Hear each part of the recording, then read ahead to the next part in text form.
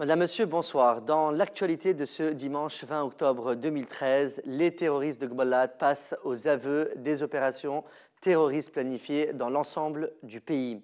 Zied El Henni convoqué au tribunal de première instance de Sousse en tant qu'accusé.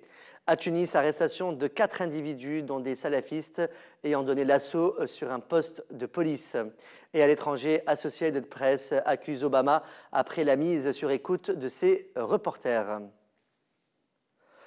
Le journal El Sarih indique dans son édition de ce dimanche 20 octobre qu'un des terroristes arrêtés à Gbolad du gouvernorat de Béja a révélé l'existence d'un plan visant à déstabiliser le pays sur le plan sécuritaire et que ses aveux ont permis de mettre la main sur de grandes quantités d'armes à feu, d'armes blanches, d'ammonitrate et de paralyseurs électriques.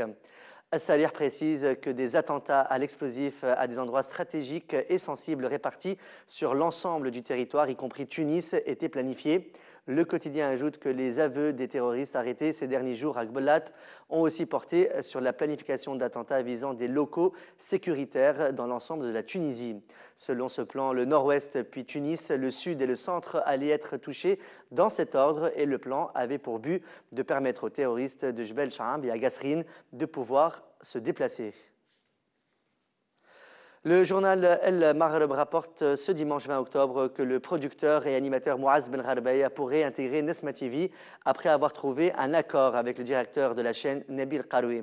D'après la même source, Mouaz Benrabaya relancerait sur Nesma l'émission Tessiara Messa'an, auparavant diffusée sur Tunsaya TV. Le journaliste Zied El Henni a révélé hier, samedi 19 octobre, qu'il est appelé à comparaître mardi à 10 h du matin devant le juge d'instruction du premier bureau du tribunal de première instance de Sousse. Zied El Henni est convoqué en tant qu'accusé suite à une plainte déposée à la demande du ministre de la Justice, Nadir Ben Ammou, par l'ancien procureur de la République de Tunis, Tarek Chekhewa. Le journaliste détenu du 13 au 16 septembre à la prison de Mornagay suite à son arrestation au palais de justice de Tunis doit de nouveau s'expliquer à propos des accusations lancées à l'encontre de Tarek Chekhewa dans l'affaire du jet d'œuf ayant visé le ministre de la Culture, Mehdi Mabrouk. Zied El Henni assure que, contrairement à ce qu'affirme l'ancien procureur de la République, le caméraman Mourad Mahrzi n'a jamais avoué sa complicité avec le cinéaste Nasreddin Sahili dans l'affaire du jet d'œuf.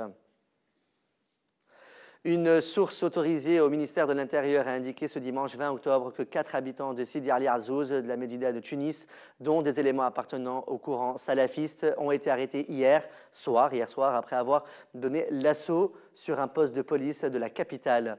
D'après la même source, les 4 individus s'étaient dirigés vers le poste pour en découdre avec un jeune s'y étant réfugié après une altercation avec des habitants de Sidi Ali Azzouz. L'association de sauvegarde de la ville de la Marsa annonce dans un communiqué publié hier, samedi 19 octobre, le rapport de la manifestation à Halqat Larnab du 19 au 26 octobre, tout en maintenant la même programmation. Suite aux tristes événements que vit actuellement le pays, l'association de sauvegarde de la ville de la Marsa présente ses condoléances les plus sincères à la famille des martyrs et à tout le corps sécuritaire, souligne l'association dans le même communiqué. Le parti Ennahda annonce le 23 octobre prochain comme date du début du dialogue national dans son communiqué paru vendredi 18 octobre 2013. Le parti islamiste annonce aussi qu'il n'y aura aucun changement au sein du gouvernement avant l'aboutissement du projet de la Constitution. Le communiqué invite tous les partis participants au dialogue national à multiplier d'efforts afin de faire aboutir le dialogue national et finir au plus vite le processus transitoire.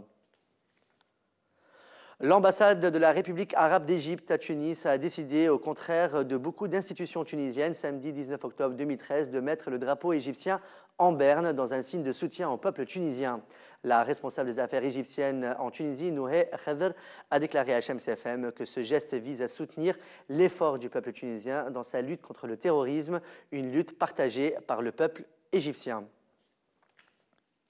Dans l'actualité internationale, le président d'Associated Press, Gary Pruitt, a accusé le président américain Barack Obama d'avoir violé la liberté d'expression garantie dans la Constitution après la mise sur écoute téléphonique des reporters de l'agence.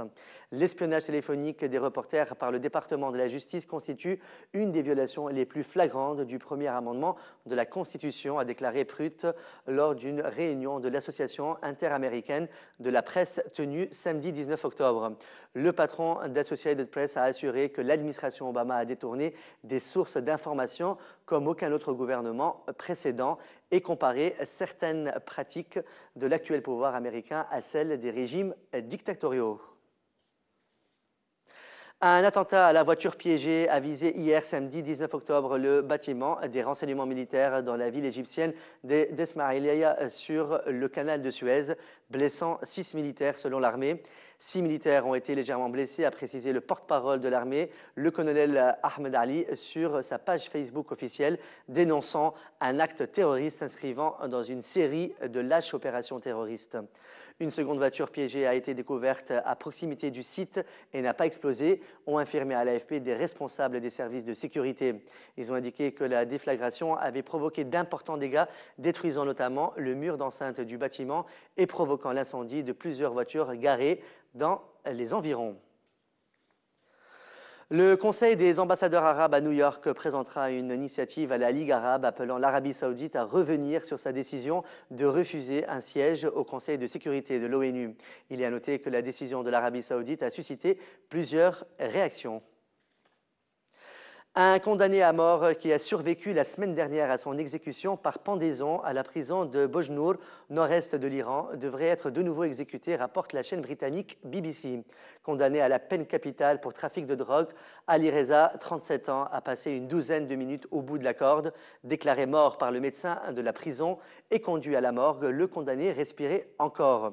Transféré à l'hôpital, il s'y repose avant de subir une nouvelle exécution. Le débat est lancé en Iran entre ceux qui estiment que la sentence n'a pas été entièrement appliquée et ceux qui estiment que l'acharnement serait illégal. C'est la fin de ce journal. Merci de votre fidélité. On se retrouve demain soir pour une nouvelle édition. Sur ce, passez une très bonne fin de soirée sur notre chaîne. À demain.